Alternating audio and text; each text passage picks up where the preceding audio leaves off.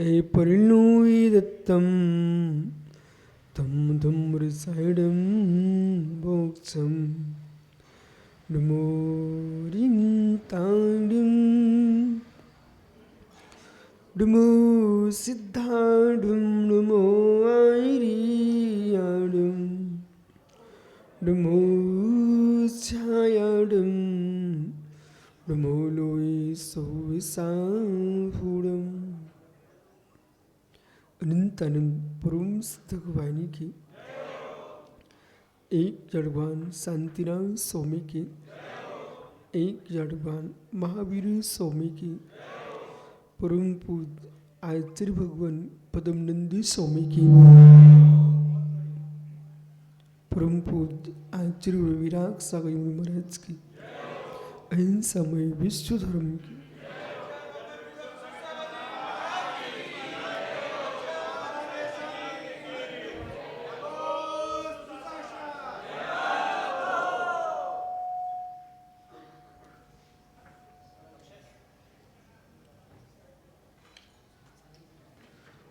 बंधु अंतिम तीर्थ उर्दमाही स्वामी के शासन में हम सही विराजते हैं। तीर्थंक जिनेन्द्र की पीयूष देशना जिनेन्द्र बड़ी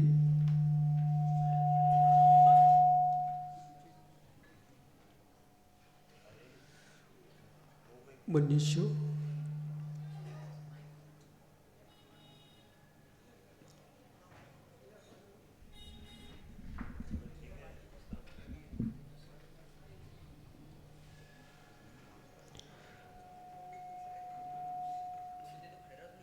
जगत कल्याणी है। ईश्वर सर्वज्ञ शासन नमोस्तु शासन जयवंतो विद्रा श्रवण संस्कृति आचार्य प्रवर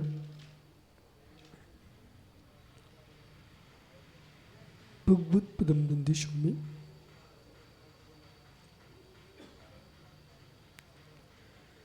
ग्रंथराज धम्मूर्षाणी में समीचीन धर्म की व्याख्या करके समझा रहे हैं। सम्यक तत्व का बोध जिसे हुआ है आत्म तत्व के शोध के परिणाम है। वह जीव जगती पर रहते हुए भी भिन्न लोक में निवास करता है। जब तक व्यक्ति को द्वैत का बोध नहीं होता तब तक कोई भी कार्य नहीं कर सकता। जब तक व्यक्ति को द्वैत का बोध नहीं होता कोई भी कार्य नहीं कर सकता है। इस सिद्धांत को एक सूत्र के रूप में धारण कर लीजिए आप। ये तुम्हारा सूत्र है। जब तक द्वैत का बोध नहीं होता तब तक पुरुषार्थ नहीं होता। आदमी अकेला दिखता है, कभी अकेला नहीं रहता। कोई भी पुरुष अकेला नहीं रहता। जब नानापने से परेशान होता है तो फिर अकेले होने के लिए भागता है। नानापने से परेशान होता है, अकेला होने के लिए भागता है। आलोक कभी अकेले नहीं रह सकते आप। अकेले नहीं रह सकते हो। अकेले रहने नहीं देते लोग। मित्र समझो, सूत्र गंभीर है। कोई पुरुष अकेला नहीं रहता। व्यक्ति के मस्तिष्क में कितने लोग रहते हैं। व्यक्ति के मस्तिष्क में कितने लोग रहते हैं? ओहो, बाहर के लोगों को झटकार करके तुम साधु बन गए, पर भीतर के लोगों को नहीं झटकारोगे तब तक साधु स्वभाव में नहीं जा पाओगे।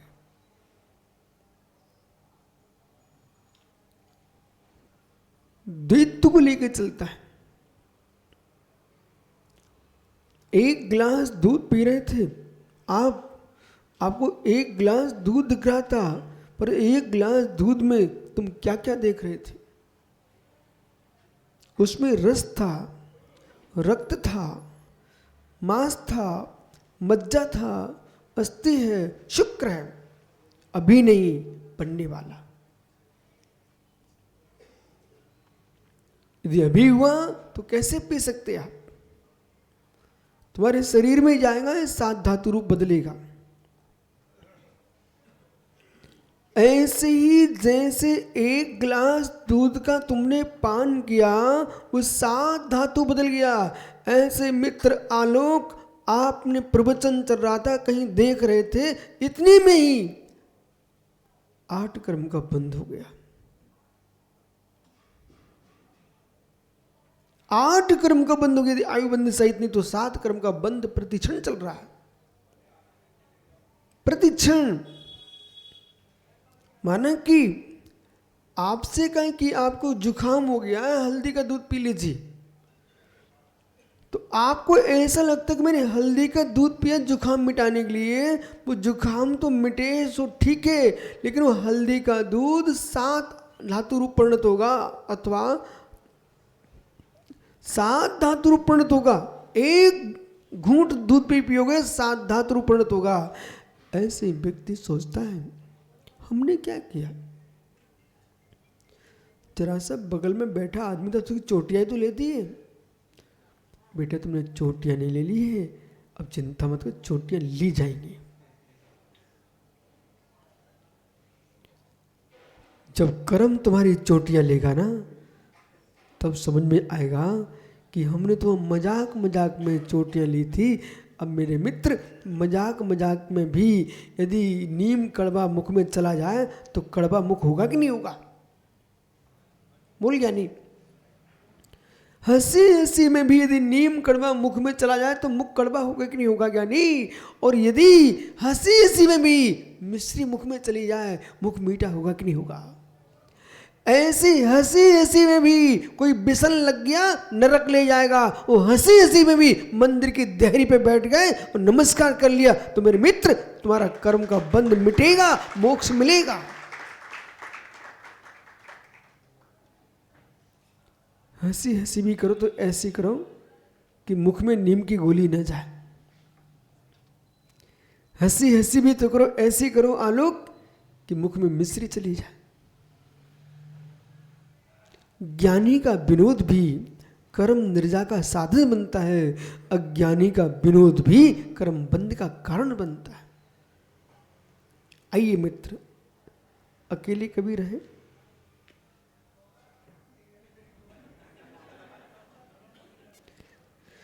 अकेले कभी रहे?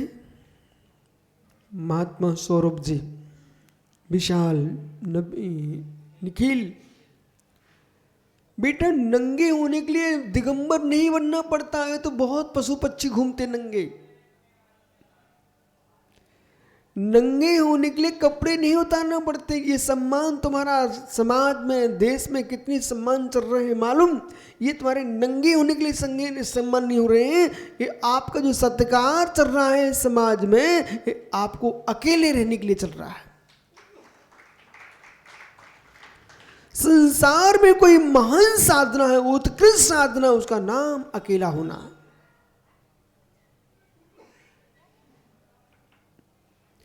चेला होना नहीं, अकेला होना। तुम चेला होने आए हो कि अकेला होने आए हो? आलोक बेचारा सोच रहा है, 4 महीने तो नहीं फंसा है। मित्र, चेला बनना शौक नहीं है, अकेला होना मोक्ष मार्ग है। अकेला होना मोक्ष मार्ग है। आज से कभी स्वप्न में सोचना मैं एकापना महसूस कर रहा हूं, एकल्पना महसूस कर रहा हूं, नहीं नहीं, एकल्पना महसूस हो जाए तुम जैसा पुण्यात्मा धरती पर कोई दूसरा आदमी नहीं। जिस दिन अनुभव में आने लग जाए कि मैं अकेला महसूस अपने आप कर रहा हूं, मैं बिल्कुल अकेले महसूस कर रहा हूं, धन संपत्ति सब कुछ होने के बाद भी यदि अपने आप को अकेला महसूस कर रहा है, महापुण्यात्मा जीव है, बस अब तो मात्र निकलनी है, अकेलापन महसूस हो चुका है आपको। अकेला होने के लिए बहुत साधना करना पड़ेगी। अकेला होने के लिए बहुत साधना करनी पड़ेगी। अकेला हो करके फिर भी अकेला ना हो, अकेला हो करके फिर भी अकेला ना हो, और भीड़ में रह करके भी भीड़ में ना हो, ये मुमुक्षु का धर्म है। हर व्यक्ति के मस्तिष्क में दिन में, 2 दिन में, 15 दिन में, महीने में ऐसा महसूस होता है, घर में धन संपत्ति राज सुख सब विभूतियां रखी हुई हैं, फिर भी उदासता आती है, उदासता आती है। सब क्या किया? कुछ नहीं। इस उदासता में आपको खोजना चाहिए। इस उदासता में दो धर्म हैं। 2 धर्म ऐसे हैं कि ज्वालामुखी फूटा, चाहे पर्वत पर फूटे चाहे समुद्र में फूटे। यदि हम ये देखते हैं कि आग निकल रही है, ज्वाला निकल रही है, तो मुझे ऐसा लगेगा कि अनर्थ हो गया। और ऐसा देखें ज्वाला फूट रही है, लेकिन साथ में लावा भी निकल रहा है। ज्वाला फूटती है ना, आप लोग पढ़े नहीं भौतिक विज्ञान में, भूगोल में, ज्वाला फूटती तो लावा भी तो निकलता है, उसके अंदर से अनेक खनिज निकलते हैं। ऐसे जब भी जीवन में कोई तनाव आए, गहरा तनाव आए अथवा अकेलापन महसूस हो, बस ये सुख का दिन आ गया, वह शांति से बैठ करके ये निर्णय होगा कि जैसी उदासता छाई, न पत्नी मेरी मुझे दिख रही है, न बेटा दिख रहा है, इतनी बड़ी संपत्ति हमने इकट्ठी की है पर सार तो कुछ दिखाई देता ही नहीं है, ये हुआ उदासता की ज्वाला, उदासता की ज्वाला। अब इसको हमें बदलना वैराग्य में। ये वैराग्य नहीं है, ये उदासता की ज्वाला में हमें वैराग्य में बदलना है। समझो कि अचानक भाव आया कि पहले उदासता आती आदमी को, तो समझ नहीं आ रहा है क्या करूं क्या नहीं करूं, घर में मन लग नहीं रहा है, वो घर छोड़ने का मन कर नहीं रहा है। इतने लोग बहुत सारे हैं, ऐसे लोग बहुत ज्यादा हैं, संख्या बहुत है। घर में मन लग नहीं रहा है, वो घर छोड़ने का मन कर नहीं रहा है। घर के लोग अच्छे लगते नहीं और बाहर जाने का मन करता नहीं, बहुत सारे लोग हैं। पत्नी से बात करने का मन कर नहीं रहा है और पत्नी छोड़ने का मन कर नहीं रहा है। ओह, ऐसे बहुत पागल लोग हैं देश में। कभी कभी 2 चीची में हो जाए ना तो बात नहीं करते आपस में, लेकिन भाई ये ना सोच बैठे कोई कि बैरागी हो गए हैं, अभी बैरागी नहीं है ये लोग, किसी कारण के बस ऐसा हो गया। हाँ, इस उदासीनता को गहरे में ले जाइए, और उदासीनता को गहरे में ले जाएंगे। भाई तीनों भाइयों से पूछ रहा हूं, उदास हो के वैराग्य है तो मतलब मुमुक्षु दोस्ती जी, मुमुक्षु से पूछ रहा हूं कि आप विरक्त हैं कि उदास हैं? उदास लोग उदासीन आश्रम में चले जाते हैं, उदास लोग उदासीन आश्रम में चले जाते हैं और विरक्त लोग मेरे साथ हो जाते हैं।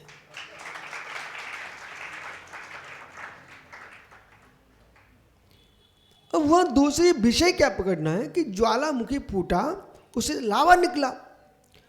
अब जिसके पास योग्यता है उस लावा से खजन निकाल सकता है, वो क्षमता नहीं है तो वहां जाके झुलस भी सकता है।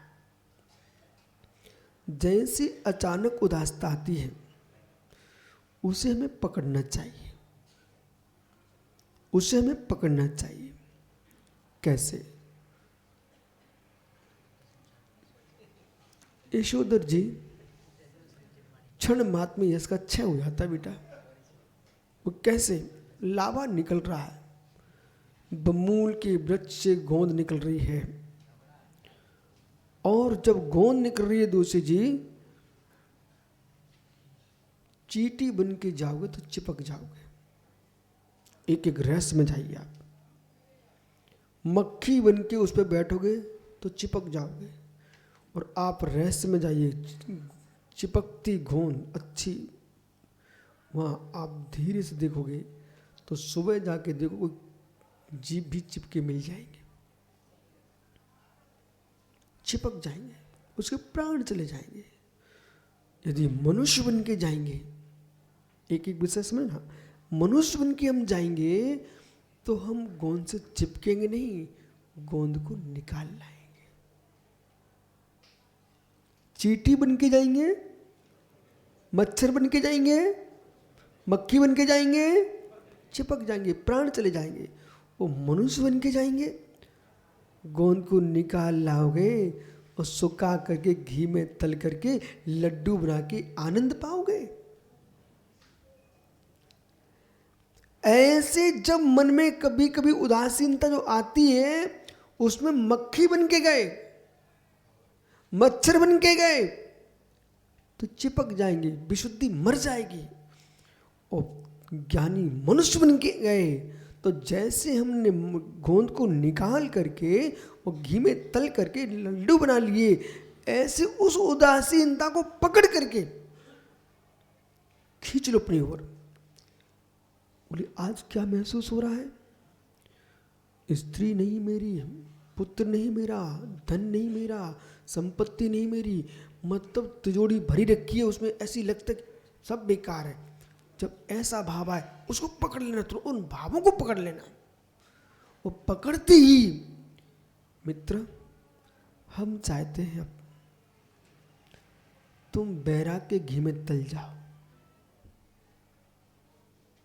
उदासीनता को बैराग में बदलना है। वो बैराग में बदलने के लिए भेद विज्ञान को लेके आ जाना। वो भेद विज्ञान आते ही भेद विज्ञान धर्म का शब्द जो आपको लगता है बहुत कठिन है, बहुत सरल शब्द है। भेद विज्ञान, ऐसा जोर से बोलो, अर्थ बाहर निकल आया। भेद विज्ञान, भेद विज्ञान। इधर देखो, अभी आपको दिखाता हूं भेद विज्ञान, आंखों से देखो भेद विज्ञान। भैया प्रतीक, भेद, थोड़ा और पीछे जाओ, ये आलोक के बगल में आ जाओ। भेद, मित्र देख, इसके हाथ में घड़ी बंधी हुई है, उतार लो। अरे आपको नहीं उतारना है, प्रतीक निकालो घड़ी इसकी, भाई की। इधर देखो, ये हाथ सुंदर दिख रहा था कि घड़ी सुंदर दिख रही थी? उसके हाथ में और भी कितना सुंदर दिख रहा है, वो भी निकाल लो। अब देखो भेद विज्ञान, भेद विज्ञान। जो घड़ी पहने हुए था तो लग रहा था कि एक आदमी की कलाई है, पर तुमने जान लिया कि कलाई नहीं है, वो लगी वस्तु अलग है, कलाई अलग है। मालूम? भेद विज्ञान। भेद का हो जाए ज्ञान विशिष्ट, उसका नाम है भेद विज्ञान। भेद का, दोषी जी, भेद का हो जाए विशिष्ट ज्ञान, उसका नाम है भेद विज्ञान। अब लोगों ने क्या समझ लिया, सम्यक दृष्टि भेद विज्ञानी, सम्यक दृष्टि भेद विज्ञानी। अब बेचारों को यही पता नहीं, तुमने शब्द रटा के रख दिया, सम्यक दृष्टि भेद विज्ञानी, सम्यक दृष्टि। अरे किसका भेद विज्ञानी? अब बोलो घड़ी किसकी? आलोक की। उसका चश्मा निकाल लीजिए।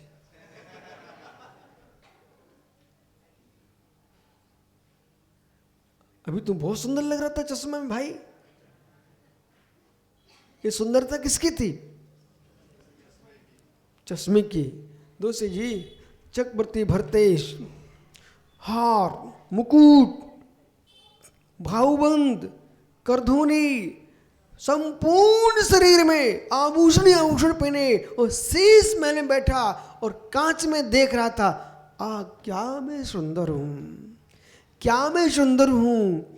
और सुंदरता देखते देखते वो यूं करता, क्या मैं सुंदर हूं। इसी बीच में अंगूठी का नग निकल गया। सो अंगूठी का नग जब निकला तो वो देखता है, अरे उसने ऐसे अंगूठी को देखा, ये तो सुंदर नहीं दिख रही, यूं और किया, सो वो अंगूठी बाहर निकल गई। अब अंगुली देखता है, बोले 5 अंगुलियों में एक अंगुली कितनी बीवस दिख रही है। उसको समझ में आ गया, भेद विज्ञान। अरे भाई, ये अंगुली की सुंदरता नहीं थी, ये जो अलग से लगी वस्तु थी ना अंगूठी, उसके नग की सुंदरता थी, भेद विज्ञान। इसलिए ज्ञानियों, ये तुम्हारी सुंदरता नहीं है, ये अलंकारों की सुंदरता है। वो आत्मा की जो सुंदरता है उसमें अलंकार ही नहीं है। भेद विज्ञान।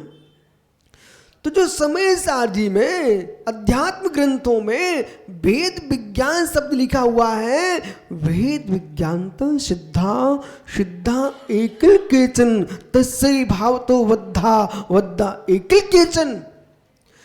जितने जीव सिद्ध हुए हैं वे भेद विज्ञान से हुए हैं। जितने बंधु को प्राप्त हुए होंगे, हो रहे हैं, भेद विज्ञान के अभाव में हो रहे हैं।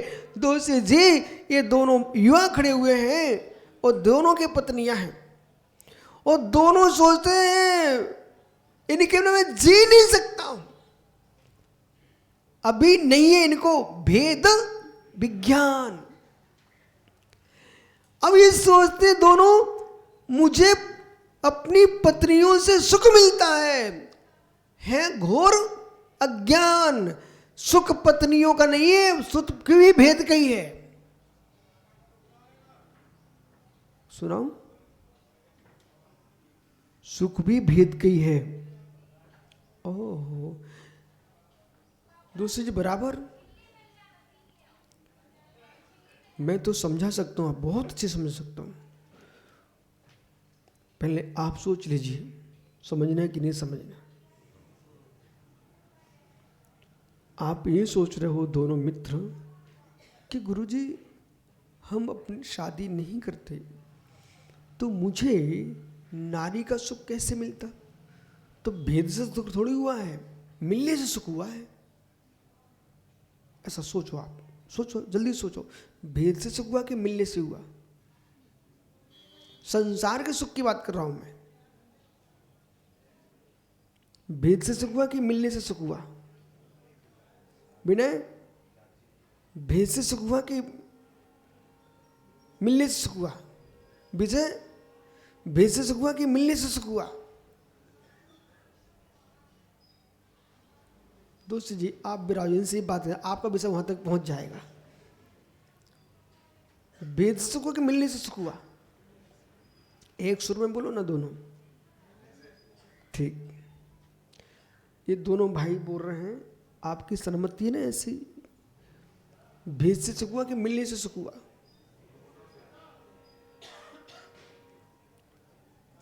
पापड़ी बाल जी,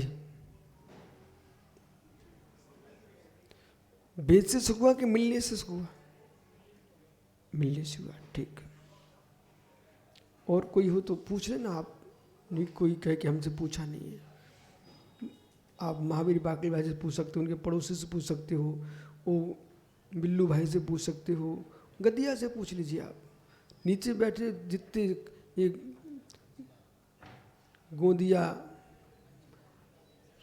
मालूम गोंदिया, ये ज्ञानी बड़ियात्या, सबसे पूछ लो आप। बंसीलाल जी भेषज हुआ कि संघास से?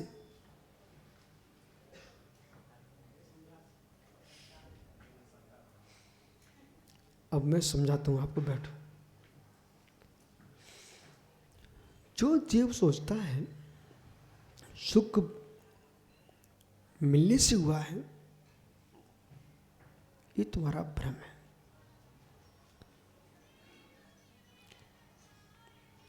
जो तुमको मिला है और सुख लेने चले हो, बिल्कुल सभी अपने अंदर पहुंचाइए, मेरी तरफ देखो मत। अपने आस से जो शब्द तुम्हारे कान में आएगा वो आप निर्णय कर लेना। मैं पहले ग्रंथ का नाम लेता हूं, नहीं तो आप मेरे ऊपर आंखें उठाओगे। हे मित्र, भेद को रोकना बहुत कठिन है। भेद को रोकना बहुत कठिन है। भेद पतित होते ही व्यक्ति पतित हो जाता है। भेद पतित होते ही व्यक्ति पतित हो जाता है।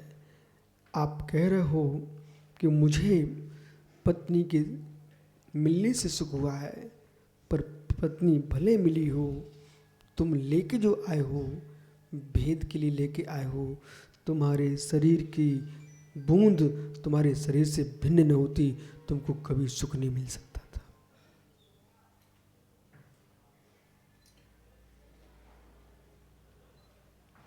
शरीर की धातु च्युत होती है, उसे तुम सुख मानते हो। मित्र, पत्नी में सुख नहीं था, वो तो तुम्हारे बूंद को पतित कराने के लिए आई थी, इसलिए तुम सुख मान रहे हो। भेद होता है तब संसार का सुख मिलता है। भेद होता है संसार का सुख मिलता है। संसार के सुख से भेद कर दोगे तो मोक्ष का सुख मिलता है। संसार के सुख से भेद कर दोगे तो मोक्ष का सुख मिलता है।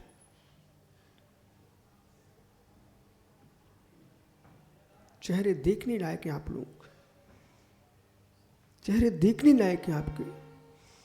जब हमारे शरीर की धातु नष्ट होती है, उसका भेद होता है हमारी देह से, व्यक्ति की देह से उसका भेद होता है, तब इंद्रिय सुख का भेदन करता है। ऐसी भोगों का भेद हो जाए तो आत्मा का सुख प्रारंभ हो जाए।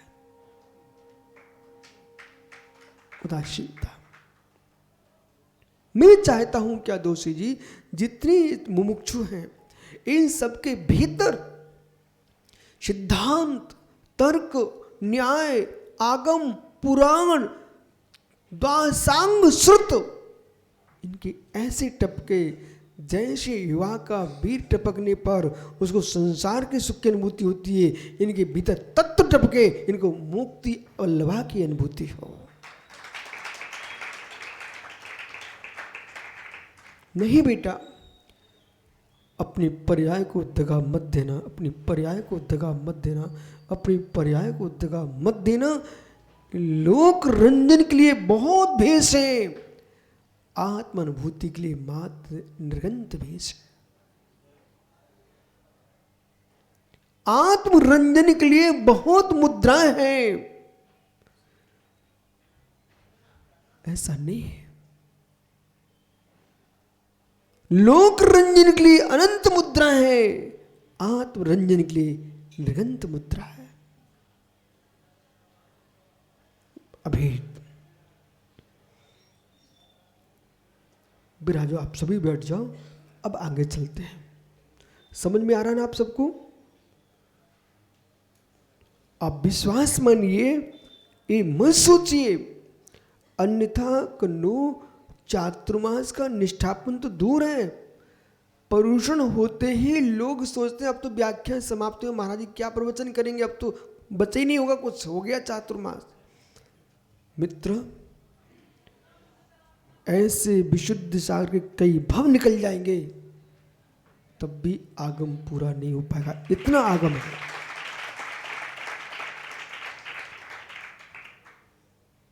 मेरे ही पास इतने गूढ़ गूढ़ ग्रंथ रखे हैं कक्ष में कि जिनके लिए कई साल लगेंगे आपको।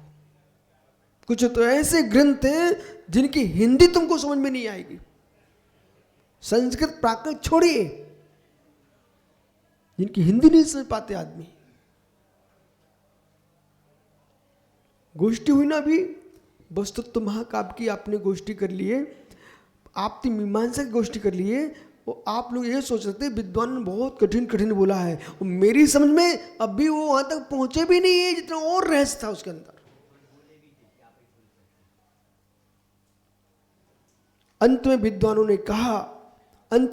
ने कहा कि आप भी इसको समझा सकते हो, तो मुझे भी कहना पड़ेगा, हे प्रभु आप तो ही समझा सकते हैं।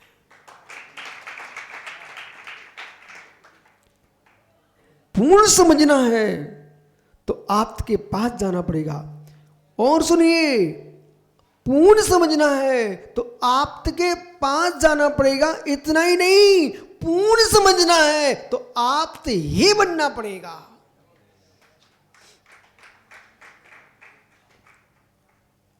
आप यानी परमात्मा, केवली भगवंत।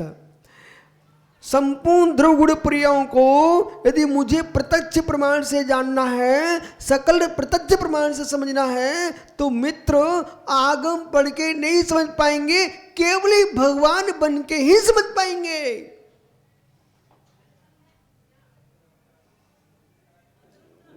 आगम तो परोक्ष व्याख्या कर रहा है, आगम परोक्ष प्रमाण का विषय है। स्मृति, प्रतिविज्ञान, तर्क, अनुमान, आगम ये परोक्ष प्रमाण है। और गहरे में जानना है। ऐसा कभी आपको नहीं लगता, ऐसा कभी आपको नहीं लगता कि बहुत कुछ जानूं, बहुत कुछ जानूं? यदि लगता है तो स्वाध्याय करो और फिर लगे बहुत कुछ जानूं, बहुत कुछ जानूं, फिर मुनि महाराज बन जाना। फिर लगे बहुत कुछ जानूं, बहुत कुछ जानूं, फिर श्रुत केवली बन जाना। और लगे और जानूं तो केवली भगवान बन जाना। इसके बिना तुम नहीं जान पाओगे। बालक धोती दुपट्टा, बालक बेटा कुंथुनाथ मंदिर, खड़ा हो जा, टेंशन मत ले, अपनी घर है बेटा। वो धोती पहने हुए हैं, तुमको कैसा लग रहा है? अच्छा लग रहा है? तुम उसको देख रहे, अच्छा लग रहा है, ये तुमको देखने का अच्छा है, पर कैसा अच्छा लग रहा है वो उसको पता है। बेटा अच्छा लग रहा है? अच्छा लग रहा है ना? देख मैं कैसा लग रहा हूं आपको? अच्छे लग रहे हैं ना? ये लोग आपको देख रहे हैं बेटा, आप मुझे देख रहे हो, अच्छे लग रहे हैं ना? अब अंतर समझो, जब आपको मैं अच्छा लग रहा हूं तो मैं अपने में कितना अच्छा हूंगा? तो भगवान मुझे अच्छे लगते हैं, आपको अच्छे लगते हैं ना? जब भगवान मुझे अच्छे लगते हैं तो भगवान अपने में कितने अच्छे होंगे?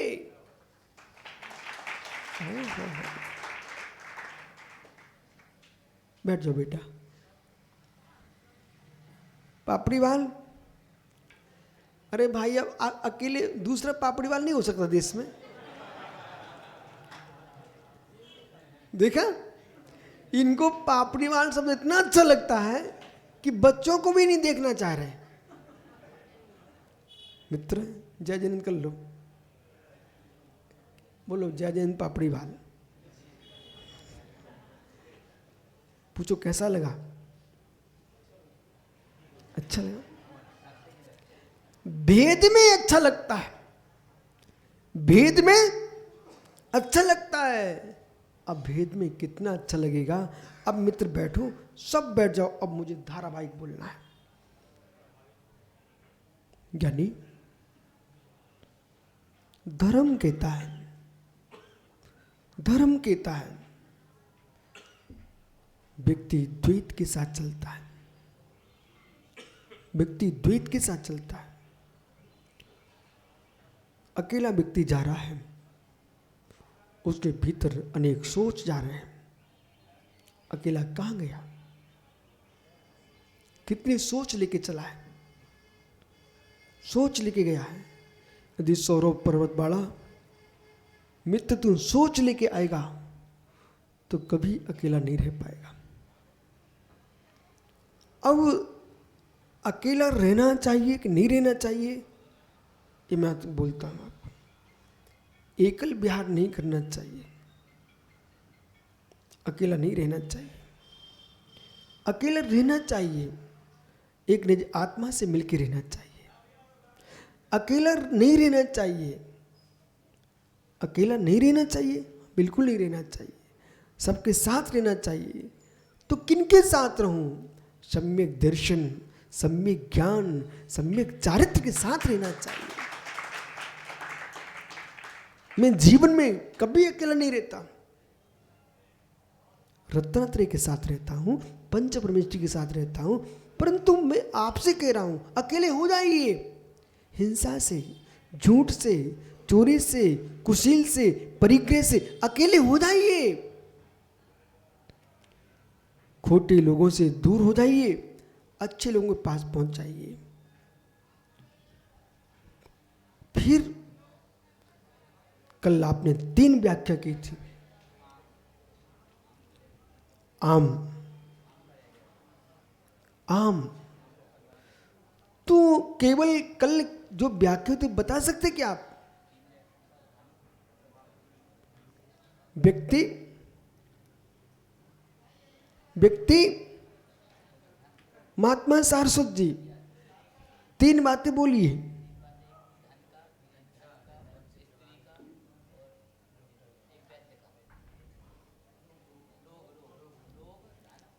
व्यक्ति मिथ्यात्मिक क्यों जाता है?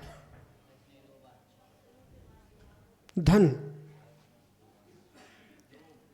लोभ, रोग, स्त्री। बेटा जब लोभ सताता है तो परिग्रह के पीछे कहीं भी सिर टेकने चला जाता है।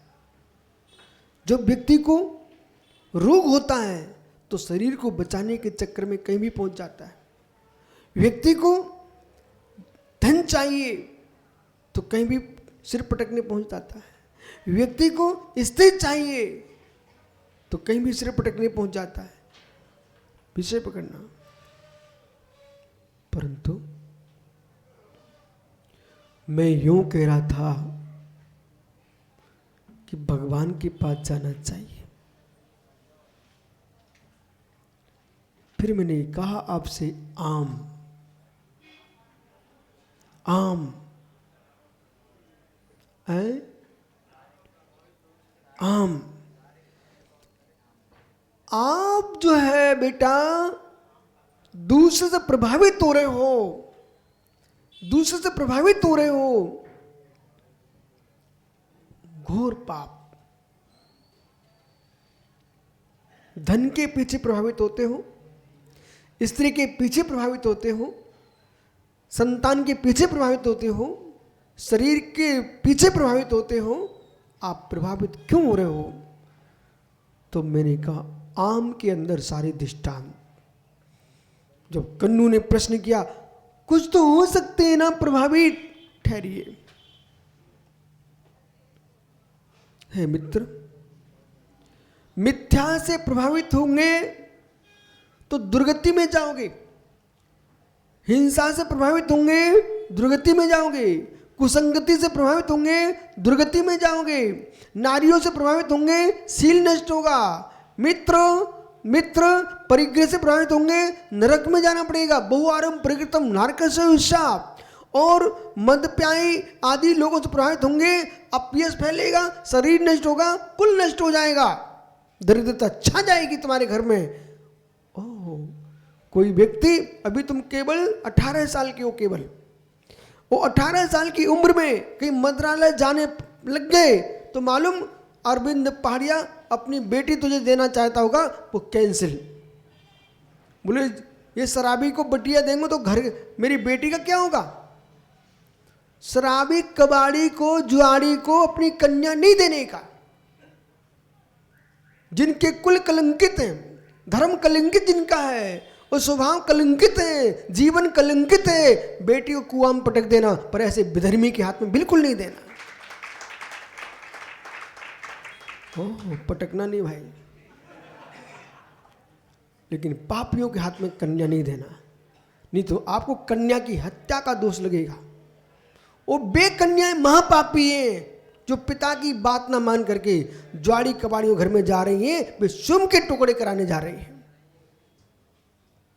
और यदि एक कन्या अच्छे कुल में गई, उसने अच्छी 4-5 संतानों को जन्म दिया, उसने मित्र जिन शासन को बढ़ावा दिया है। और विधर्मी के घर में गई कन्या अब संतानों जन्म देगी तो किसको बढ़ाएगी? विधर्म को बढ़ाएगी। देश की कन्याओं को सोचना चाहिए कि मेरा जीवन जीने से, मेरे सुख भोगने से यदि धर्म बढ़ता है, ओहो, ऋषभदेव महावीर जैसे बालक जन्म लेंगे तो पूरे विश्व में जिन शासन जयवंत होगा। तो कुछ लोग सोच रहे हो कन्नू जैसे, महाराज जी मेरे तो बिटियां, तो मैं क्या करूं, ऋषभदेव महावीर कहां से ले? अरे मित्र, तो ब्राह्मी सुंदरी जैसी कन्या हो सकती है, मनोरमा सुभद्रा तो हो सकती है, सोमा तो सीता तो हो सकती है। उन्होंने कुल को जीवित किया कि नहीं? और बेटा तुम्हारा एक कुल को बढ़ाएगा, बेटी 2 कुल को जयवंत करेगी। आइए, समझ में आ रहा है ना? आज से प्रतिज्ञा तुम्हारे जीवन में कि जैसे मैं सुबह से शाम तक जिन मंदिर की देहरी पर खड़ा रहता हूं, मंदिर की देहरी पे खड़ा मिलूं, किसी वैश्यालय मंत्रालय की देहरी पे खड़ा होने नहीं चाहूंगा। हाँ मित्र 9 बार नमो कर पढ़ो। जितनी युवा बैठे हैं सब कारोसर कर लो। मात्र जिनालय की देहरी पे चढ़ूंगा, मंत्रालय और वैश्यालय की देहरी पे कभी नहीं चढ़ूंगा। 9 बार नमोकार पढ़ो। ऊड़े बूढ़े टेढ़े खेड़े सब पढ़ो 9 बार नमोकार।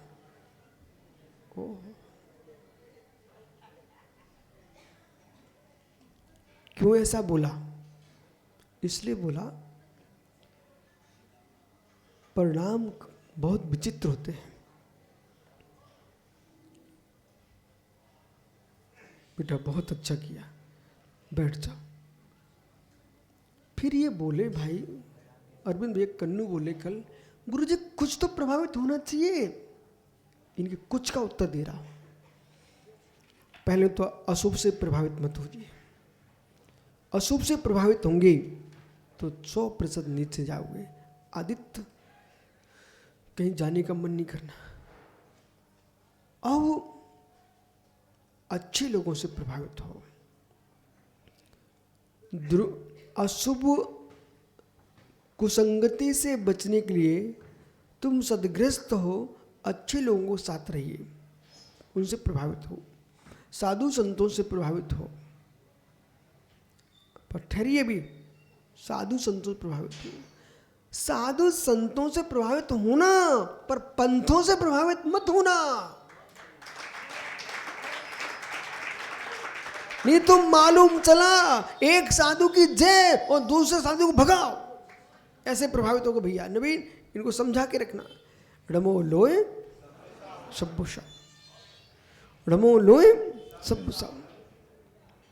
हमको पंथों से प्रभावित नहीं होना है, हमको संतों से प्रभावित। लेकिन संतों से प्रभावित होना जरूर है, पर संत के स्वरूप को समझ के प्रभावित होना। नहीं तो मालूम चला ये आपने कहा था संतों से प्रभावित होना, तो दंडी पता नहीं कहां कहां पहुंच गए। बोले आप ही ने तो कहा था संतों से प्रभावित होना। नहीं नहीं मित्र, निर्गंथों से प्रभावित होना।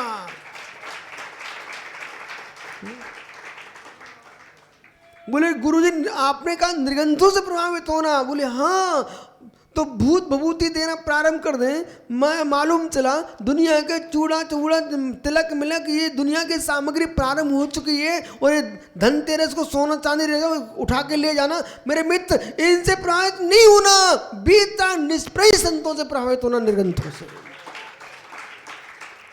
ओहो, व्यापार करवाएं, गोदाम भरवाएं, पहाड़िया तू खरीद ले, इतना माल अपन बाद में बांट लेंगे, नाम तेरा चलेगा, बराबर कर लेंगे।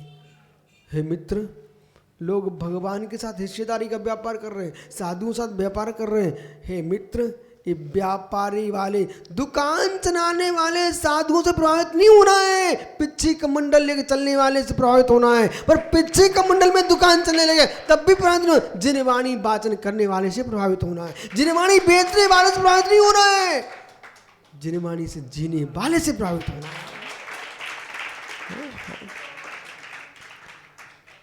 फिर प्रभावित होते रहना। प्रभावित होना पाप है। मेरा सिद्धांत दृढ़ है ना, मैं बदलता नहीं हूं। प्रभावित होना पाप है। पुण्य बोल दिया, पाप बोल दिया, फिर से पाप बोल रहा हूं।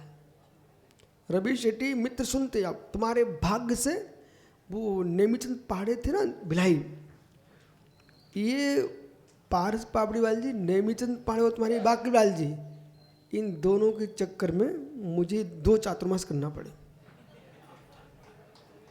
ईमानदारी बात बोल रहा हूँ। वे हमसे एक दिन बोले आप तो कभी मेरी बेसाली में चौमासा करना मत, जब मेरी मृत्यु हो जाए तो एक बार आ जाना। हमने ठीक भाई देखता। ऐसे ये महात्मा जी ये दूसरी भाषा बोलते हैं, ओ महाराज जी अब क्या कभी होगा रायपुर में भी चौमासा? तो मैं मन की आदमी समझ लेता। मालूम नवीन, ये प्रतापपुर का ज्ञानी आया है, ये तुम्हारे घर में आया। वो नवीन ये नरियल कैसा है? ठीक है, हमारा तो त्याग ही है, अब तुम देख लें, जैसा रखे रहो। तुम समझ जाओ इनका त्याग जरूर है, पर खाना चाह रहे हैं। मैं समझ जाता, नहीं दोबारा बोले क्यों? जब त्याग है तो जरूरत क्या थी बोलने की? फिर नवीन तुम्हें ऐसा बोला, ठीक है अब मन कर रहा है तुम्हारा, और तुम्हारा त्याग तो एक कैसा त्याग था? बोले ऐसा त्याग था कि 1 साल तक का था। अच्छा 1 साल तक का था, समझ जाइए भैया, उनको निकलवा दो, पानी पिला दो नारियल का। कहाँ है जयंत? किनके यहाँ मेहमान आए हैं? कहीं नहीं गए, फिर भी कहीं तो आए होंगे। नहीं ये तो मुझे मालूम, मेरे दर्शन के लिए आए हैं। यहाँ पर कोई तो रहता होगा। कौन है भांजा यहाँ? बंडी है ना, मैं समझ गया भाई। बंडी से कह देना थोड़ा अच्छा खाना खिलाए। नहीं जा रहे हो तो कोई बात नहीं है। अब ये पारस पापड़ीवाल से कह देते भैया यहाँ अच्छा खाना खिलाना है, मालूम, पर पूछ के खिलाना। अब रेस्ट पकड़ना, वो तो मैं इनको समझा रहा हूँ सब। बैठो आप लोग। अब माना कि व्यक्ति कहता है कि नहीं नहीं नहीं नहीं नहीं वो हमको चलता नहीं है, पर हमने सोचा है कि एक बार देखूं कैसा है, तो भैया अच्छे से देख ले। अब इसे पकड़ना कितना गूढ़ विद्या है कि आदमी मन की बात को 2 प्रकार से कहता है। एक तो ना करके कहता है, एक हाँ करके कहता है।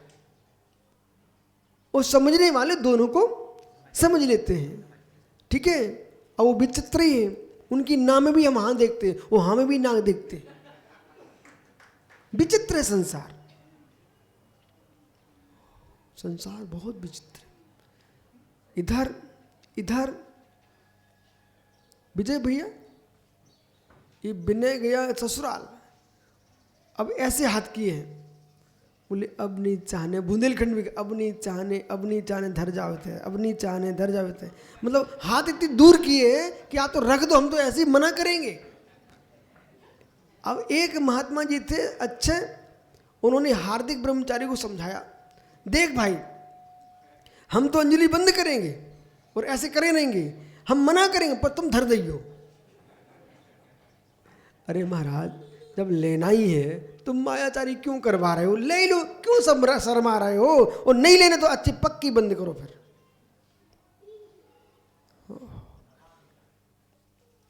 क्या नहीं, प्रभावित होना पाप है।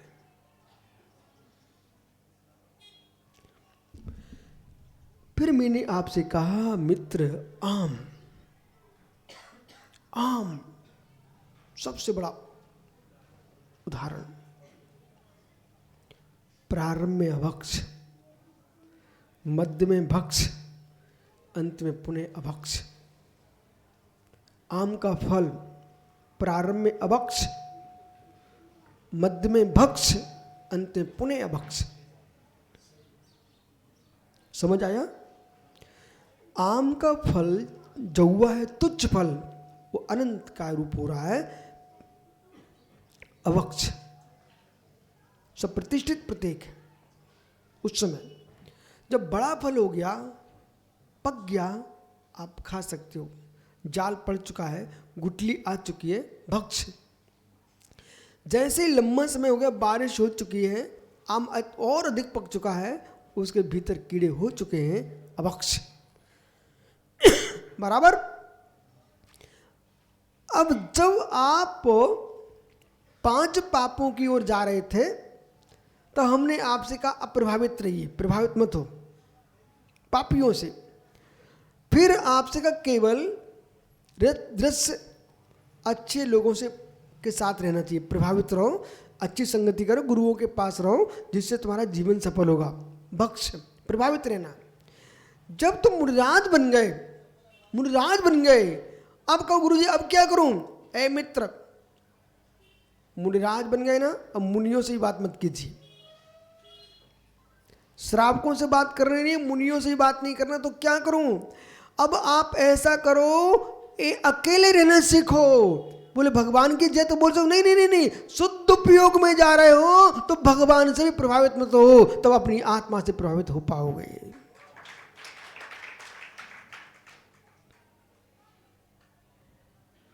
गंभीर सोचना पड़ेगा। वो सौरभ तो ये सोच रहा, महाराज जी बनाओ तो आप मुझे मुनिराज, मैं दुनिया को प्रभावित करके छोड़ दूंगा। बालक, जगत की प्रभावना करने वाले मुनिराज तो मेरी दृष्टि में बहुत हैं। जगत से अप्रभावित होकर के रहने वाले मुनिराज चाहिए।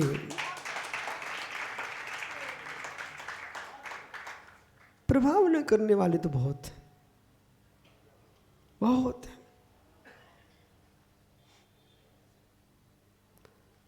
कल भाई के पास दिल्ली से समाचार आया, कोई डॉक्टर का,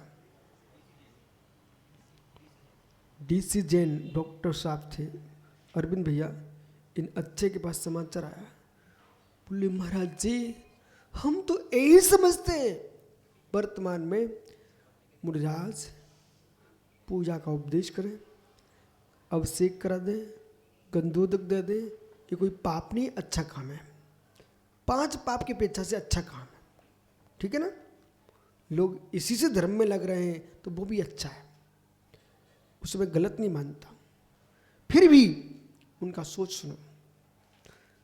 लेकिन हम लोग थक चुके थे। क्या बोले? हम थक चुके थे कि तत्व दृष्टि अब मुनिराज कहीं देंगे क्या? संदीप बोरा, भाई जगत तड़पता है, जगत तड़पता है, जगत तड़पता है। रोटी के बिना पेट भरेगा नहीं, पर कभी कभी मन करता जरा चटनी होती तो अच्छा लगता। ये बातें कौन कर रहा मंच पर? मित्र,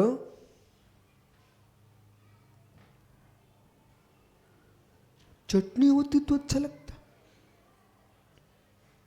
भले रोटी से पेट भर रहा हो, तब भी जीव को अध्यात्म की चटनी पसंद आती है। ओ क्या समाचार आया उनका? बोले एक कोई विश्व लेवल की अंतर्राष्ट्रीय कोई कॉन्फ्रेंस करना चाह रहे हैं। वो सोच रहे थे हम विषय कहाँ से लाएं। देखो कहाँ से कहाँ पहुँचता है। यहाँ पर वीर सागर जी पंडित जी आए थे, आपको याद है, गोष्ठी में।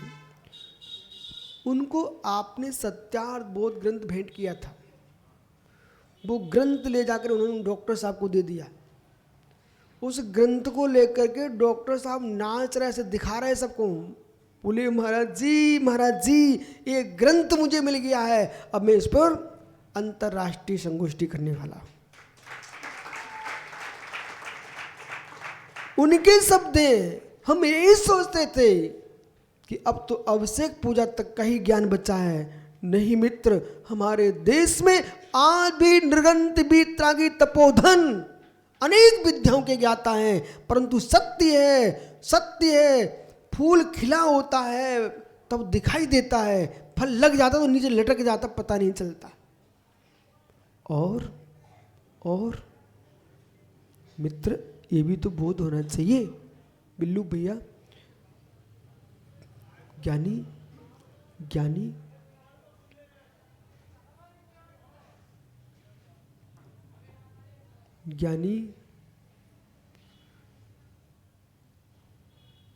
जो तुम्हारे मंदिर पर सोने का कलश लगा हुआ है वही सोने का है।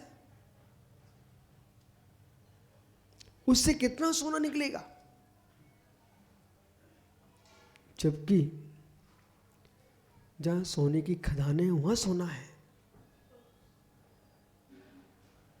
कलश का अंगूठी का सोना देखने वाला यही सोचता है यही सोना है, पर उसे ये पता नहीं है सोना कहाँ है।